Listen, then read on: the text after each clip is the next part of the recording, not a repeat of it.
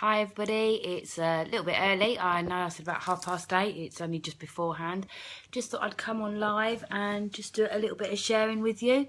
Hopefully a few people will come on as well and say hi, and hopefully the comments are showing so I'll be able to see you and interact. Just wanted really to touch base with everybody after the theme last week and this week about work-life balance, and see if the PDF that I shared with everybody has been any use and what you got up to with it. So first of all, we had an area for you to put your best guess of what your work-life balance percentage was. So I'm not sure how many people got that right and how many people were just a little bit off and how many people were way off, but share your percentages, let us know what you got and how close you were.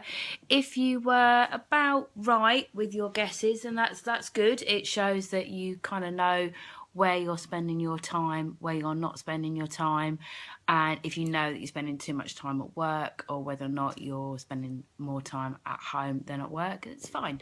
Either way, the percentages don't have to be right or wrong. It is what it is for you, and that's good.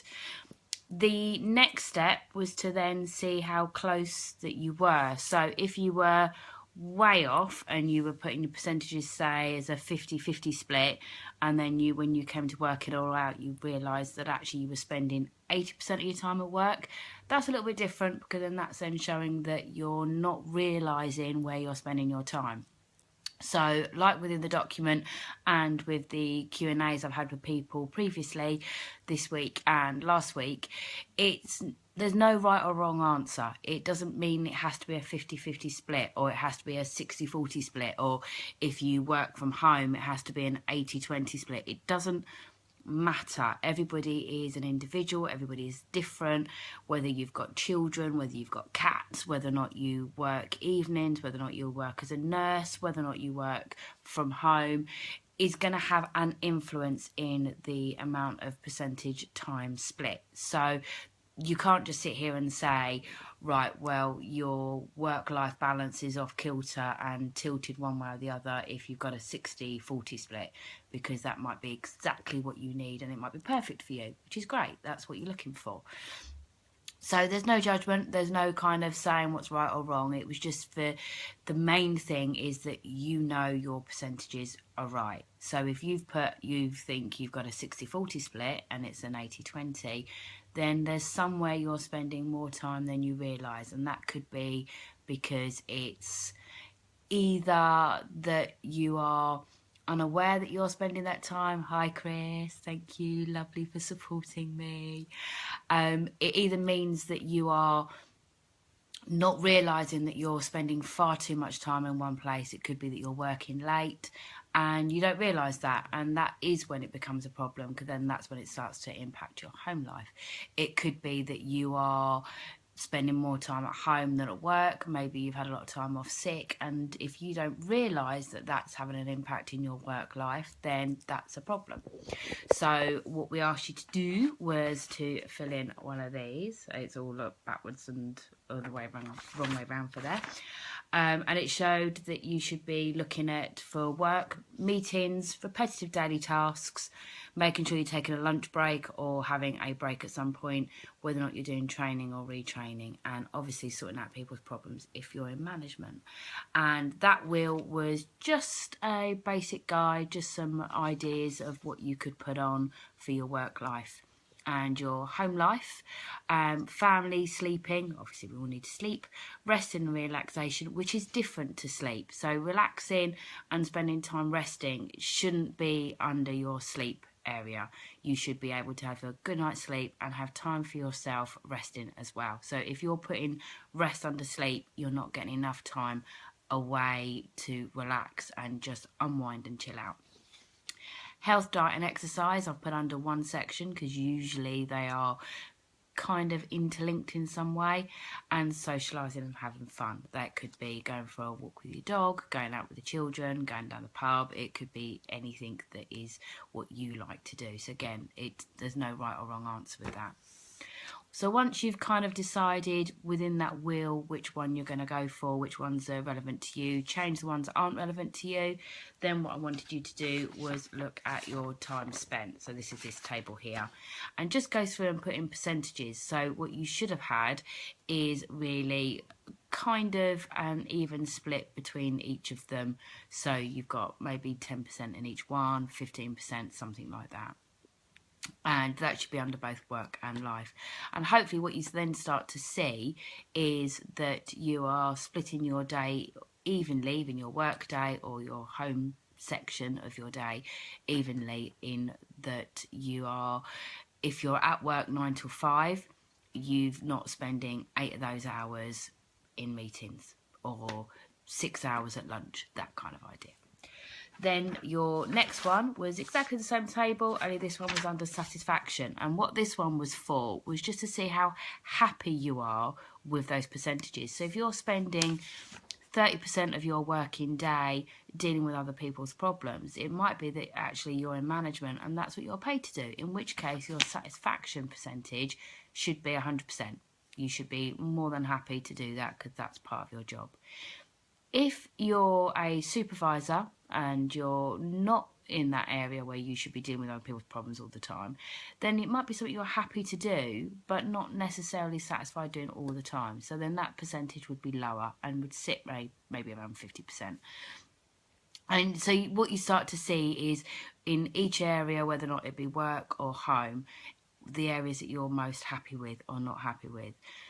If you're happy with it, that's fine. There's no judgment there. It's not a case of saying if you spend 80% of your working day sorting out people's problems, that's a bad thing. You might enjoy doing that. You might be happy doing that. You might be more than satisfied doing that. It's up to you. It's your job.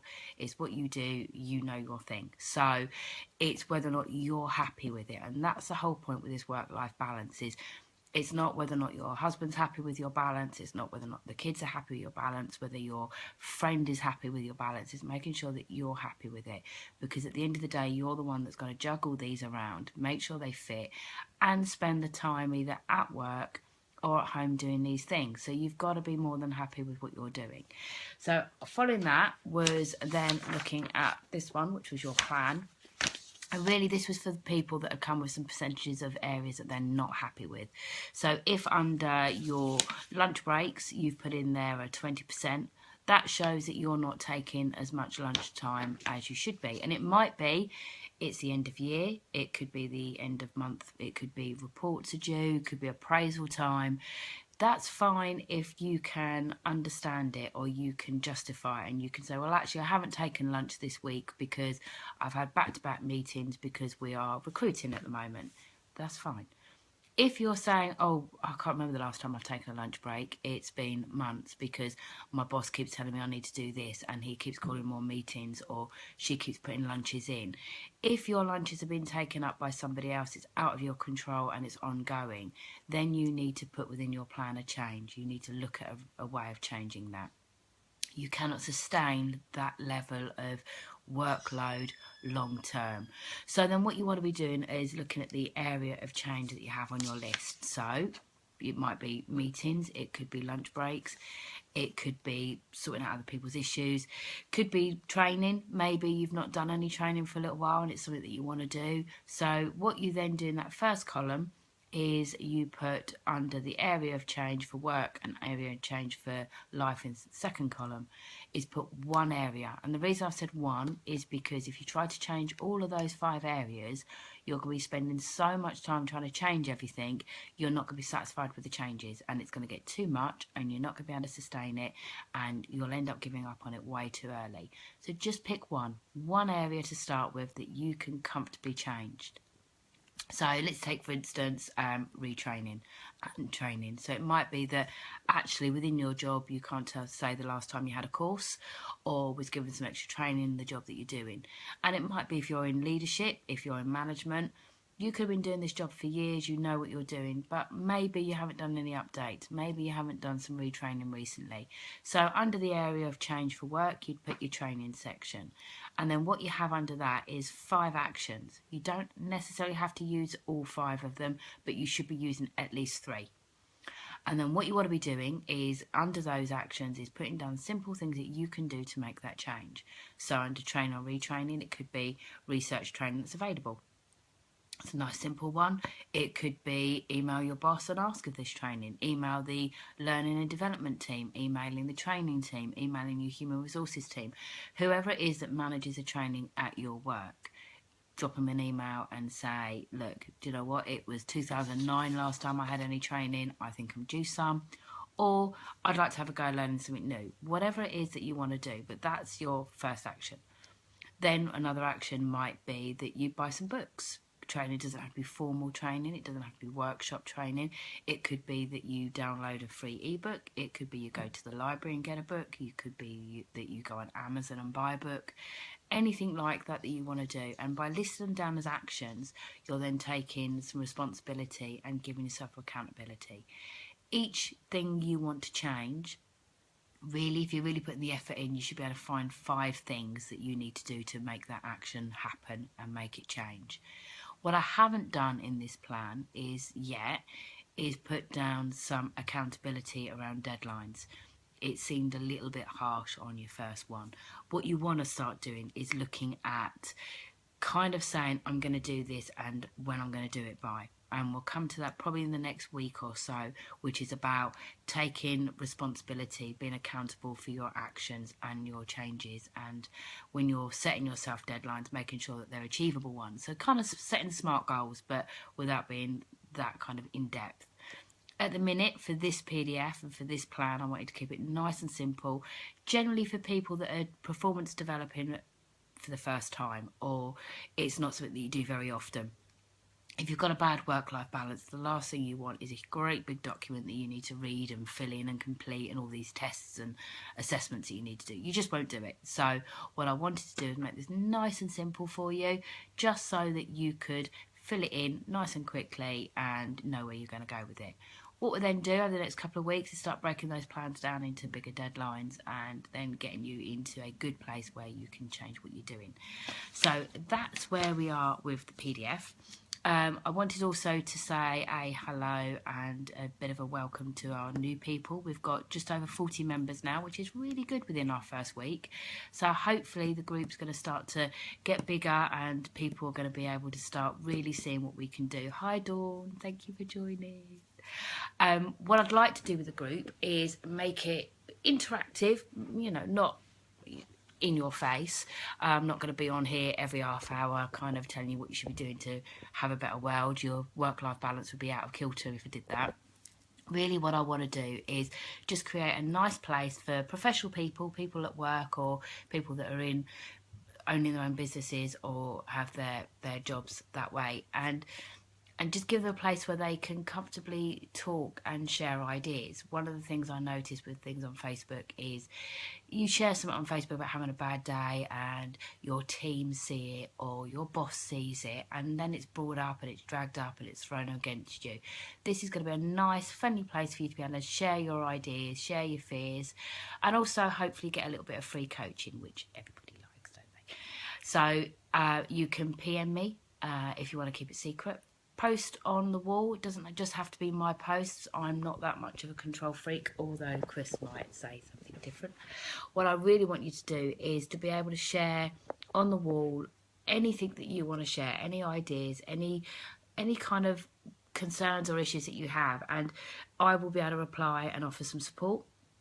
And other people too, because it might be that there's somebody else on the group that is an expert in that area, especially for those of you that have got your own businesses. We've got a couple of people on the group now who are website designers.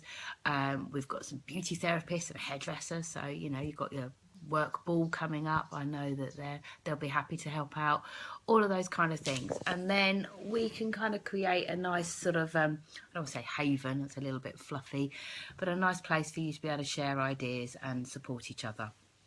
There will be opportunities for those of you with your own business to promote it, and I'll make sure you've got plenty of notice to be able to do that as well. But there will be some sales stuff from me. This is a business that I'm running, so it is attached to Avalanche Coaching, which is my current business. So there will be the odd sales thing on there. I hope people aren't offended by that. Generally it will be nice and soft, it won't be in your face, and if you want to take it up, that's great. If not, you don't have to. There is no pressure. You don't have to stay in the group only if you're going to buy from us, or kind of have some coaching, or pay for one of my premium packages or anything like that. If you really want to, you can just stay on nice silent partner in the background, learning, taking the advice, downloading the free PDFs, all that kind of stuff. It's totally up to you. So thank you for joining me tonight. It was just a quick one. I just wanted to get on and say hi to everybody now that I'm not so full of cough and cold, and hopefully a little bit more understandable, and just go through the PDF with you and give you a little bit of background to it. So I will leave the video up for those of you who haven't been able to join us live, and you can watch it at your own time. Any questions, comment below, and hopefully we can help you get through it. Thank you again. Take care. Bye.